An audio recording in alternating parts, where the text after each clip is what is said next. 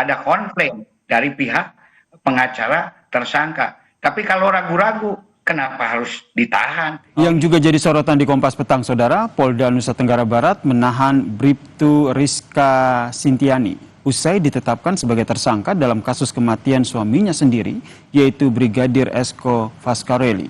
Penyidik masih mendalami motif pelaku membunuh suaminya sendiri.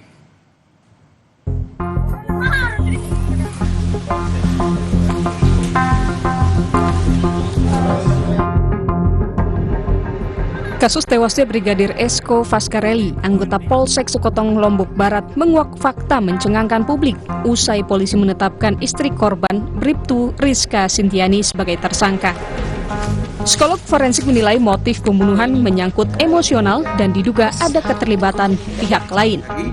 Dalam situasi semacam ini, ketika pelaku adalah perempuan dan korban adalah laki-laki, apalagi mereka memiliki ikatan suami istri, maka patut kiranya kita berspekulasi lebih kedepankan kemungkinan adanya motif emosional. Mereka tidak cukup punya kesanggupan melakukan konfrontasi yang frontal terhadap laki-laki, maka dibutuhkan keterlibatan pihak lain untuk menyelesaikan aksi kejahatan yang dia lakukan. Keluarga korban meminta agar proses hukum berjalan lebih cepat, termasuk segera melaksanakan reka ulang atau rekonstruksi agar berkas segera dilimpahkan ke jaksa dan sidang cepat tergelar. Jadi perkara sudah naik ke tahap penyidikan. Terus ada beberapa hal, keterangan saksi dan lain sebagainya sudah diperiksa juga, dan ada keterangan saksi yang dibutuhkan, jadi kami akan lengkapin. Dan intinya itu rahasia penyidikan dan dalam waktu dekat mungkin akan diungkap. Sebelumnya Brigadir Esko Fascarelli dilaporkan hilang kontak pada 13 Agustus 2025. Keluarga lantas mencari ke beberapa tempat. Brigadir Esko akhirnya ditemukan dalam kondisi tak bernyawa di perkebunan warga yang berjarak 50 meter dari rumahnya di Dusun Iyor Lembang, Lembar, Lombok Barat, Minggu 24 Agustus. Jasad korban langsung dibawa ke Rumah Sakit Bayangkara. Hasil otopsi mengungkap ada tanda kekerasan akibat benda tumpul di leher korban. Istri korban, Rizka, berprofesi sebagai anggota kepolisian yang bertugas di Humas Polres Lombok Barat, sementara sang suami adalah anggota Intel di Polsek Sekotong. Tim Liputan, Kompas TV. Kita bahas lebih dalam soal kasus tewasnya Brigadir Esko bersama dengan mantan Kapolda Jawa Barat, Irjen Purnawirawan Anton Carlyan. Selamat petang, Pak Anton. Selamat petang. Pak Anton, menurut Anda ini sudah ditetapkan istrinya yang juga merupakan anggota Polri juga menjadi tersangka. Tapi mengapa polisi hingga saat ini belum mengungkap apa sebenarnya motif dari kasus ini? Ya, justru seharusnya di dalam hal ini Polri bisa lebih transparan. Karena ya kalau untuk motif dalam keluarga kan, kalau tidak ada keterangan yang jelas ini sangat sulit, dan setiap pembunuhan itu kan ya harus ada motifnya. Ya, kemungkinan kalau menurut kita kalau motif dalam keluarga itu ya sebagaimana yang pernah terjadi, bisa motif masalah kurang transparansinya keuangan, kemudian juga bisa juga masalah will dan pill. Nah, karena masalah-masalahnya itu pasti sangat-sangat urgen sehingga sampai mengakibatkan terbunuh. Kemudian juga di dalam hal ini kan wanita. Kalau wanita, saya sepakat ini kemungkinan besar ada kerjasama dengan pihak lain. Karena tidak mungkin ya dieksekusi sendiri, kecuali mungkin ya ditembak ya gitu. Kalau ditembak ya sudah selesai. Dan ini pun juga yang agak heran ini, kalau tidak salah jarak waktu antara hilang dengan ditemukannya itu agak lama ya. Betul, agak lama. Tanggal 13 baru ditemukan tanggal 24. Ini hampir 11 hari. Nah, kemana yang 11 hari ini? Ini perlu penelitian yang lebih dalam. Apalagi sekarang dari pihak Bribtu Rizka itu sendiri yang mengatakan keberatan akan dijadikannya sebagai tersangka. Memang jadi menurut Anda, Pak Anton, ada keterlibatan dari pihak lain, tidak ada tersangka tunggal yang sudah ditetapkan oleh polisi, yaitu istrinya sendiri. Karena kalau kita lihat, korban ini sendiri kan sebenarnya adalah seorang polisi yang bertugas sebagai intel, begitu, yang kita tahu bahwa memiliki keterampilan sedemikian rupa, sehingga akhirnya bisa dikatakan apakah mungkin ini pelaku bertindak dengan bantuan orang lain seperti yang Anda sampaikan tadi? Ya, itu seandainya tersangkanya itu adalah istrinya, gitu kan. Tapi kan ini juga belum jelas apakah betul tersangkanya ini istrinya atau tidak.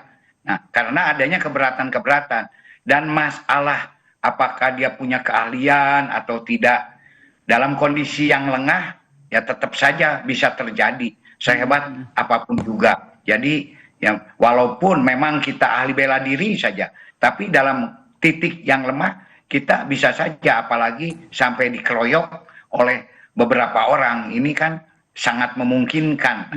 Ini yang kemungkinan analisa-analisa yang bisa kita sampaikan. Jadi seandainya memang betul itu istrinya sebagai tersangka, otomatis pasti dilakukan oleh beberapa orang. Dan karena motifnya lebih kepada kalau ya Pak Anton, motifnya lebih kepada arah, maaf saya potong, motifnya lebih kepada memang urusan keluarga, karena ini urusan lebih kepada urusan personal, gitu, karena ini suami dan istri, atau Anda melihat ada motif lain? Kita belum bisa memastikan secara tajam ya, karena kita kekurangan daripada saksi-saksi, ya makanya paling juga melihat dari jurisprudensi yang pernah ada. Kalau masalah rumah tangga itu tidak jauh dari sampai terjadinya satu eksekusi itu tidak jauh dari masalah satu keuangan, kedua masalah adanya pihak ketiga, will atau will. Nah, kemungkinan di sini adanya will wanita lain, tapi ini kan tidak diungkapkan siapa wanita lainnya. Sampai-sampai seorang istri begitu emosi seandainya tersangkanya yang bersangkutan ingin menghabisi, tentu ada masalah yang sangat urgen yang tidak bisa dimaafkan. Ini. Gitu. Oke, kemudian dari sejumlah informasi yang sudah disampaikan ke publik, yang pertama sang pelaku yaitu istrinya sendiri ternyata tidak melaporkan kepada pihak desa bahwa suaminya hilang. Kemudian lokasi jenazah ditemukan ini berada di dekat dengan rumah pelaku atau rumah korban. Apa yang bisa Anda baca dari informasi ini? Ya, itu mungkin salah satu indikator kenapa Polres pihak penyidik menetapkan yang bersangkutan sebagai tersangka. Dan juga mungkin adanya kesaksian-kesaksian yang lain yang memang sampai saat ini belum bisa diungkapkan. Ini kan masih dirahasiakan atau masih belum diadakan press release dari pihak kepolisian itu sendiri. Memang itu salah satu kejanggalan, kok hanya 50 meter gitu kan. Makanya di mana selama ini yang bersangkutan. Dan ketika ditemukan juga kan ada tali yang seolah-olah ya ingin mengelabui, seolah-olah itu sedang bunuh diri. Ini pun juga ya perlu sekali lagi biar masyarakat tidak bertanya-tanya, apa salahnya tim Polri menyampaikan press release mulai dari motif, saksi-saksi, tersangka dan lain-lain. Toh ini sudah terbuka daripada sekarang masyarakat malah bertanya-tanya, ini kurang transparansi daripada pihak Polri. Jadi menurut Anda mendorong pihak Polri agar segera mengungkap ya motifnya apa dan juga sebenarnya kronologi kejadiannya seperti apa ya? Betul sekali, karena ketika dijadikan tersangka kan langsung ini tidak dijadikan saksi dulu, pasti pihak Polri sudah punya keyakinan yang sangat penuh bahwa yang bersangkutanlah pelakunya.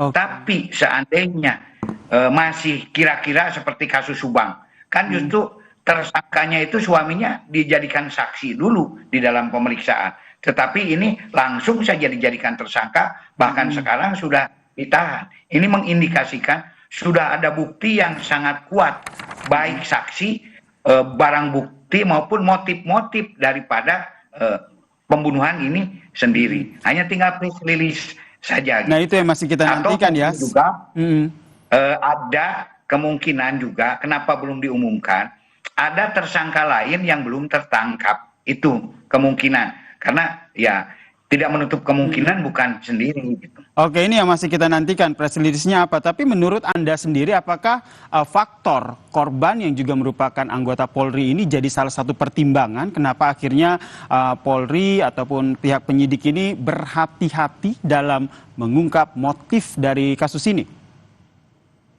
Saya kira dengan contoh kasus Sambo itu sangat terbuka sekali.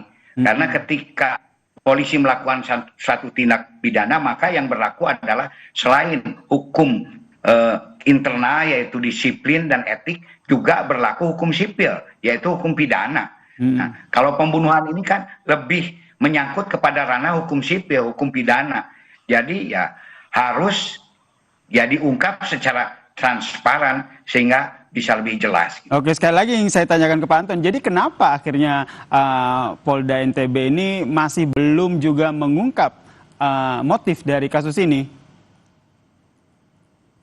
Atau juga mungkin ya masih ragu-ragu kalau menurut saya, makanya ada komplain dari pihak pengacara tersangka. Tapi kalau ragu-ragu, kenapa harus ditahan? Ini juga jadi sebetulnya tinggal keberanian saja. Kenapa ini tidak diungkapkan press release-nya dengan jelas, sehingga bahkan ini kan sekarang sudah termasuk kasus yang ranah perhatian publik gitu kan. Betul. Justru terhadap kasus-kasus yang perhatian publik itu Polri harus responsif memberikan informasi kepada masyarakat sehingga tidak membingungkan masyarakat. Baik, kita nantikan bersama ya seperti apa Polda NTB menguak motif dari kasus pembunuhan ini. Terima kasih Pak Anton Carlian atas perspektifnya di Kompas Petang. Salam sehat.